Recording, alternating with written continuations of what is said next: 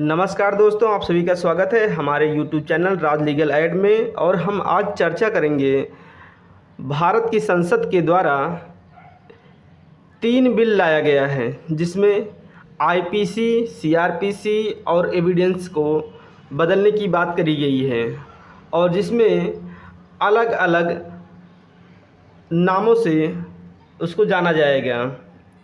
जैसे आईपीसी को भारतीय न्याय संहिता 2023 के रूप में जाना जाएगा और सीआरपीसी भारतीय नागरिक सुरक्षा विधेयक या कह सकते हैं भारतीय नागरिक सुरक्षा संहिता 2023 के नाम से जाना जाएगा। और तीसरा हो गया एविडेंस एक्ट, जिसको भारतीय साक्ष्य विधेयक के नाम से ये जाना जाएगा। अब इसको भारत के केंद्रीय गृह मंत्री अमित शाह द्वारा 1860 की संहिता को बदलने के लिए लोकसभा में भारतीय न्याय संहिता 2023 विधेयक पेश किया गया। साथ ही कहा कि इसमें महिलाओं के खिलाफ अपराधों से संबंधित प्रावधानों पर विशेष बल दिया गया है। इस विधेयक में महिलाओं के खिलाफ अपराध और उनके सामने आने वाली कई सामाजिक समस्याओं का समाधान किया गया है। जिस कानून को बिल के रूप में अभी पेश किया गया है, बाद में यह कानून बनेगा। अभी यह आईपीसी, सीआरपीसी और एविडेंस में ये चेंज करने की बात करी गई है। अभी यह लोकसभा में पेश किया गया है माननीय केंद्रीय गृह मंत्री अमित शाह जी के द्वारा। आगे देखते हैं। और इस कानून में जो बदलाव हुए हैं उसमें शादी, रोजगार, पदोन्नति का वादा और झूठी पहचान की आड़ में महिलाओं के साथ संबंध बनाना पहली बार अपराध की श्रेणी में आएगा। शादी का झूठा वादा करके दुष्कर्म का दावा करने वाली महिलाओं के मामले में अदालत निपटती है, लेकिन आईपीसी में इसके लिए कोई विशेष प्रावधान नहीं है। कहने का तात्पर्य यह है कि जो कुछ आईपीसी में अब तक नहीं था, यह नया जो बिल आया है इसमें नई बातें रखी गई हैं और उसको भी इसके अंतर्गत लाया गया है। आगे देखते हैं। विधेयक में यह कहा गया है कि जो कोई भी धोखे से या बिना विवाह के इरादे से किसी महिला से शादी करने का वादा करता है और उसके साथ यौन संबंध बनाता है, तो यह यौन संबंध दुष्कर्म के अपराध की श्रेणी में नहीं आता है, लेकिन अब इसके लिए 10 वर्ष तक की सज़ा का प्रावधान इसमें किया गया है। आने वाला जो ये बिल है, इसमें जो लोकसभा में पेश किया गया, जब यह कानून बन जाएगा तो इसमें एक नए रूप में यह दिखाई पड़ेगा। जो चीज़ें आईपीसी में नहीं थी उसको भी इसमें इंक्लूड किया गया है। आगे देखते हैं क्या क्या होंगे बदलाव। जो बदलाव होंगे उसमें यह कहा गया है कि 30 दिन के अंदर सुनवाई के बाद फैसला होगा। सुनवाई होने के बाद 30 दिन के अंदर में फैसला दिया जाएगा। जब भी कोई सुनवाई पूरी हो जाती है तो उसके 30 दिन के अंदर में किया जाएगा। और दूसरा है 7 दिन के अंदर फैसला होगा ऑनलाइन, तो जो फैसला होगा उसको ऑनलाइन को देखा जा सकता है। तीसरा, 15 दिन में थाने में भेजनी होगी जीरो एफआईआर। जीरो एफआईआर का मतलब यह है कि कोई व्यक्ति कहीं से भी एफआईआर दर्ज करवा सकता है, उसको अपने थाने में जाने की ज़रूरत नहीं है, उसी को 15 दिन के अंदर अपने थाने में भेजना होगा। 40% मामले कम हो जाएंगे। समरी ट्रायल पर्याप्त है। समरी ट्रायल इतना पर्याप्त है जो छोटे छोटे मामलों को समरी ट्रायल के माध्यम से इसको समाप्त कर दिया जाएगा, जिसमें 40% मामले कम हो जाएंगे। कानूनों का उद्देश्य दंडित करना नहीं बल्कि न्याय देना है। अपराध रोकने की भावना से सज़ा दी जाएगी। ये इसमें बदलाव होंगे। आगे देखते हैं क्या बदलाव होना है।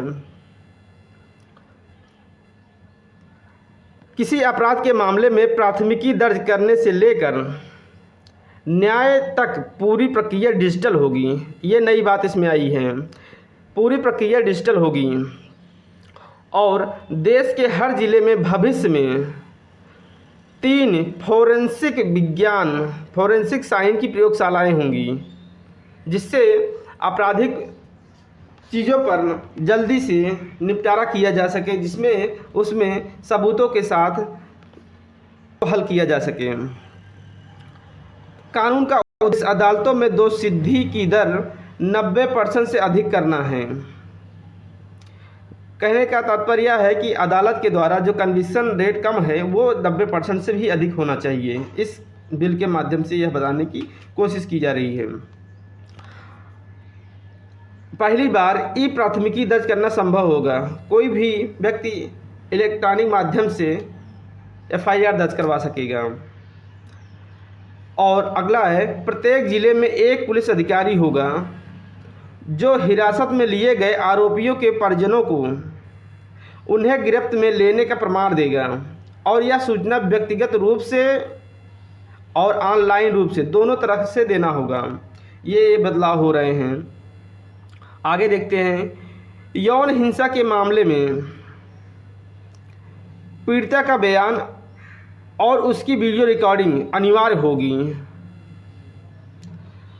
आगे देखते हैं, 7 साल या अधिक कारावास की सज़ा वाले अपराध के मामले में पीड़ित का पक्ष सुने बिना कोई सरकार मामले को वापस नहीं ले सकेगी। इससे नागरिक के अधिकारों की सुरक्षा होगी। कहने का तात्पर्य है कि जब कोई मामला वापस लेने की बात आती है तो पीड़ित के बारे में और पीड़ित का पूरा जो भी बात है उसको सुनना पड़ेगा, उसके बाद ही कोई मामला वापस लिया जा सकता है। अगला देखते हैं, नौकरशाही के खिलाफ ब्यूरोक्रेट्स के मामले में कोई शिकायत अगर होती है तो संबंधित अधिकारियों को 120 दिन के अंदर अनुमति देनी होगी या उसे इनकार करना होगा। 120 दिन के अंदर में या तो उसको एक्सेप्ट करें या डिनाई करें, इसके बारे में उनको यह चीज़ स्वीकार करना होगा, इनकार करना होगा, ये स्पष्ट करना होगा। यदि उत्तर प्राप्त नहीं होता है तो यहाँ पर यस माना जाएगा, स्वीकृति हाँ में मानी जाएगी। ये ऐसे बदलाव हुए हैं। आगे देखते हैं, घोषित अपराधियों की संपत्ति को जब्त करके मुआवजे का प्रावधान किया गया है। ये एक नई बात इसमें है कि इसमें किसी की संपत्ति को अगर जब्त किया जा रहा है, वह अपराधी है और वह भगोड़ा घोषित किया गया है, तो उसी से उस पीड़ित व्यक्ति को मुआवजा दिया जाएगा। आगे देखते हैं, संगठित अपराधी या अंतर्राज्य गिरोह के मामले में कड़ी सजा का प्रावधान किया गया है। आगे देखते हैं, जो नई चीज़ें आई हैं फिर से इसमें IPC में CRPC में एविडेंस में कुछ नई बातें रखी गई हैं। तो इसमें सज़ा के नए तरीके के रूप में कम्युनिटी सर्विस की शुरुआत की गई है। कोई व्यक्ति पहली बार अपराधी है और 1/3 सज़ा काट चुका है तो उसे जमानत पर रिहा किया जाएगा। तीसरा है, भारतीय न्याय संहिता में IPC में अर्थात में पहली बार आतंकवाद की व्याख्या की गई है। अगला देखते हैं, घोषित अपराधियों के मामले में देश से बाहर की संपत्ति की कुर्की और जब्ती के लिए नया प्रावधान किया गया है। तो ये चीज़ें बहुत अच्छे तरीके से इस कानून में आने वाले जो बिल पेश किया गया है, इसमें जब कानून बनेगा तो नए तरीके से देखने को मिलेगा। आगे देखते हैं, नफरती और भड़काऊ भाषण को अपराध माना गया है। नफरती भाषण के मामले में 3 साल की सज़ा और जुर्माने का प्रावधान है। धार्मिक आयोजन में भड़काऊ भाषण पर 5 साल की सज़ा होगी।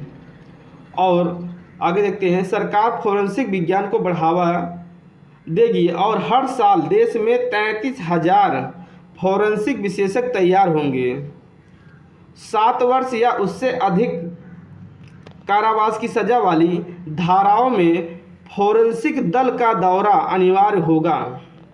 जहां पर 7 साल की सज़ा या उससे अधिक का कारावास की सज़ा का प्रावधान है तो उस जगह पर फोरेंसिक टीम वहां जाएगी, यह अनिवार्य होगा। आगे देखते हैं, 90 दिन के अंदर चार्जशीट फाइल करनी होगी। अदालत में लंबित मामलों की संख्या कम करने के लिए त्वरित न्याय या न्याय प्रणाली की शुरुआत की जाएगी।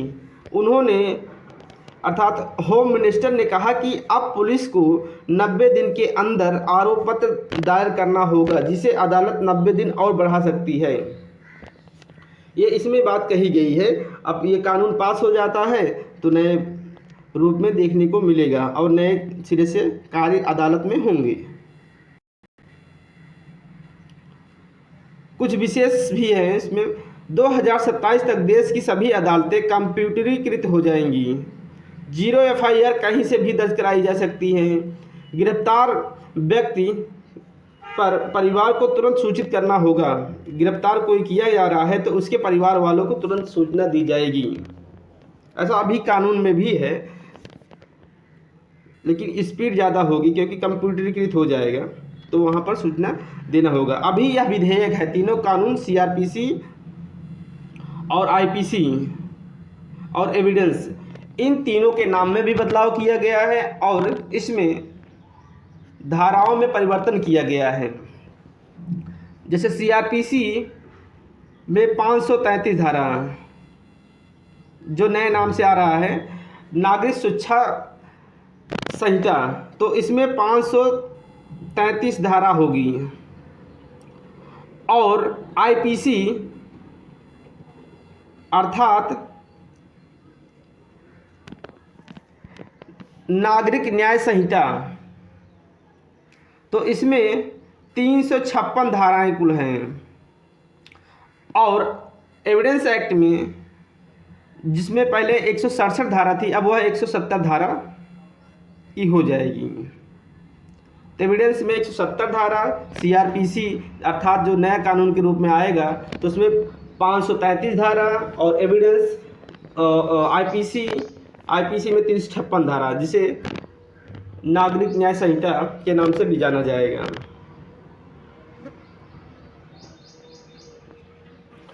इन कानूनों में बदलाव संसद के द्वारा लोकसभा में यह बिल पेश किया गया है। आने वाले समय में यह कानून चेंज हो जाएंगे और इसी कानून के तहत ही जो चेंज होंगे कानून, जो नया कानून आएगा उसी से पूरा अदालत अपना कार्यभार देखेगी। वीडियो देखने के लिए आप सभी का धन्यवाद। जय हिंद, जय भारत।